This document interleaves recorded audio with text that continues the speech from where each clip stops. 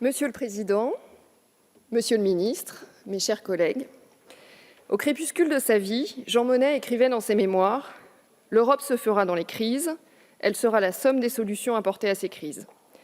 C'est dire, alors que nous assistons à tant de tragédies liées aux migrations, à quel point nous appelons de nos vœux cette leçon de l'histoire. Au groupe démocrate, nous prenons pour une stratégie européenne globale sur la question des migrations, qui, n'en déplaise à certains, constitue un enjeu majeur qui appelle des réponses autrement plus fines et complexes que certains débats pourraient laisser à penser. Notre défi, que d'aucuns qualifieront de civilisationnel, est l'approche commune et globale que nous devons apporter au phénomène migratoire né des bouleversements géopolitiques, économiques et climatiques du monde. Cette approche doit d'abord s'inscrire dans un projet humaniste et dans le respect de nos valeurs et engagements internationaux, qu'il s'agisse de l'indispensable préservation du droit d'asile ou du renforcement de l'accès aux droits. Notre action doit à la fois reposer sur l'aide au pays de départ, sans quoi rien ne sera possible, car personne ne quitte son pays par plaisir, et sur la mise en œuvre de décisions prises, exigence tant pour les personnes accueillies que pour celles que nous ne pouvons accueillir. L'efficacité dans l'action est un prérequis de l'humanité dont nous devons faire preuve. Vision stratégique européenne, action diplomatique et de développement de long terme pour garantir et pérenniser le droit d'asile, nouer un nouveau partenariat entre l'Union européenne et l'Union africaine, c'est déjà ce que Marielle de Sarnez appelait de ses vœux dans son rapport sur le projet de loi Asile et immigration. Cette vision, c'est aussi celle tracée par le président de la République dans son discours de la Sorbonne. C'est pourquoi, alors que s'ouvre la présidence française du Conseil de l'Union européenne, notre diplomatie est particulièrement attendue. Les tragédies qui ont marqué l'actualité depuis 2015 n'ont pas grandi l'Union. Lorsque les réponses au Wirtschaftendaf furent la fermeture de la route des Balkans, lorsque l'Aquarius s'est posté en Méditerranée avec 600 migrants à son bord, lorsque des femmes et des hommes ont appelé à l'aide en mer sans obtenir de réponse, lorsque les pays de l'Union ont abandonné l'Italie et la Grèce notamment, c'est notre modèle européen qui a été ébranlé. Il s'agit dès lors de prendre nos responsabilités dans la gestion de nos frontières, qui est la condition de notre souveraineté et de notre sécurité. C'est la raison pour laquelle il nous faut encourager la montée en puissance de l'agence Frontex, qui sera dotée, à l'horizon 2027, de 10 000 gardes-frontières et gardes-côtes pour assurer ses missions de protection des frontières extérieures.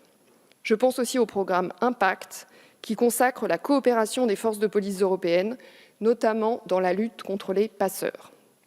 Je veux le rappeler, les migrations sont un phénomène historique, cyclique, aujourd'hui en accélération, majoritairement intracontinental, et non le fait du laxisme de tel ou tel gouvernement.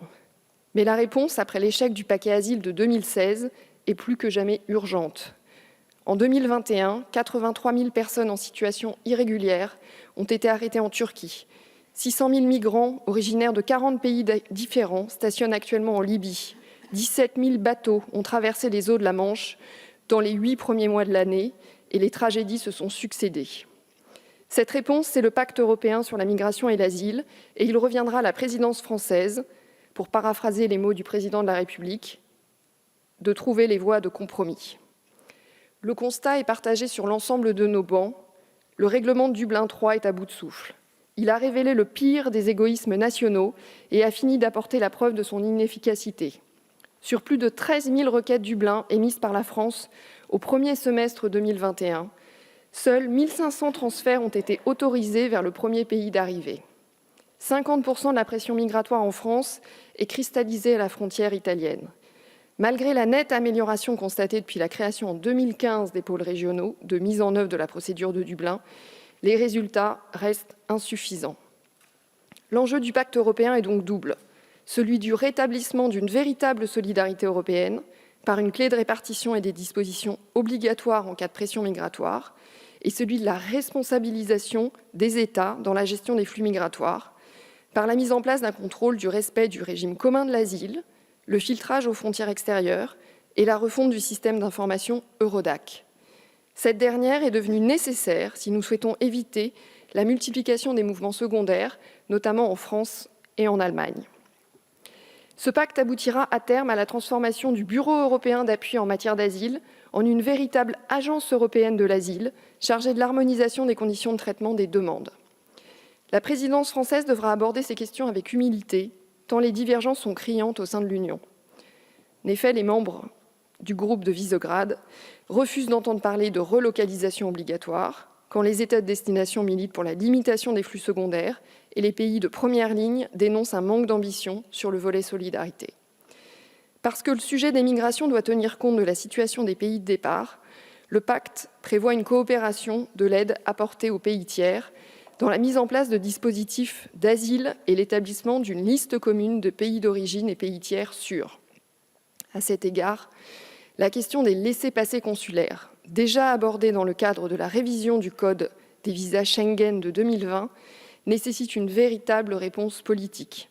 En 2020, en France, sur 126 000 mesures d'éloignement prononcées, seules 12 000 ont été réalisées. Nous avons besoin de renforcer l'efficacité de nos dispositifs. Et nous devons collectivement nous doter de dispositifs efficaces et pérennes pour répondre aux enjeux actuels et futurs des migrations. Parmi ces outils figure l'aide au développement, qui constitue la première réponse aux causes profondes des migrations.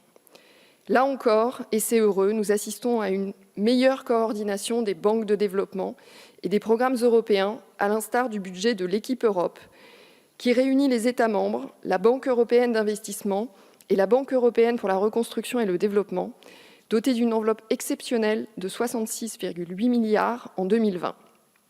Les initiatives Équipe Europe s'adressent en priorité à l'Afrique, avec un premier dispositif appelé Atlantique, commun à la France et l'Espagne, couvrant l'Afrique de l'Ouest, et un second, dit Méditerranée centrale, impulsé par la France et l'Italie, au bénéfice de l'Afrique subsaharienne et de l'Afrique de l'Est. À l'échelle supranationale, l'Union s'est dotée d'un instrument européen pour le voisinage, le développement et la coopération internationale, dont les capacités de financement s'élèvent à 79,5 milliards sur la période 2021-2027. 10% de ce montant seront consacrés à l'aide à la construction de dispositifs d'accueil et d'asile, à la lutte contre la traite des êtres humains et les filières de passeurs, et à la coopération pour une meilleure gestion des frontières des pays tiers. Enfin, il faut arrêter de ne penser la migration que comme un poids. Elle doit s'imposer comme une opportunité pour nous, Européens. En effet, l'immigration constitue un vecteur de croissance et d'innovation à l'heure où l'Union européenne lutte pour se faire une place sur les marchés internationaux. Une part de notre compétitivité, et donc de notre souveraineté, proviendra de notre capacité à attirer les travailleurs les plus qualifiés vers les industries du futur. Dans cette course à l'émergence de champions européens, notre politique industrielle doit prendre en compte la dimension migratoire. Notre pays doit promouvoir les voies légales et la question des migrations économiques. Et le Parlement s'en saisir, c'était d'ailleurs l'une des propositions de la commission d'enquête et de sa rapporteure, Sonia Krimi. C'est dans cet esprit que le Conseil et le Parlement européen se sont accordés le 29 juillet dernier sur un projet de directive réformant la carte bleue européenne et visant à assouplir les conditions d'entrée et de séjour des travailleurs hautement qualifiés de leur famille. Ainsi, la présidence française constituera un moment charnière. Si elle nous appelle à l'humilité, cette séquence historique nous impose d'être à la hauteur des nombreux défis qui sont devant nous, au premier rang desquels celui des migrations. Je vous remercie. Merci, Madame la députée.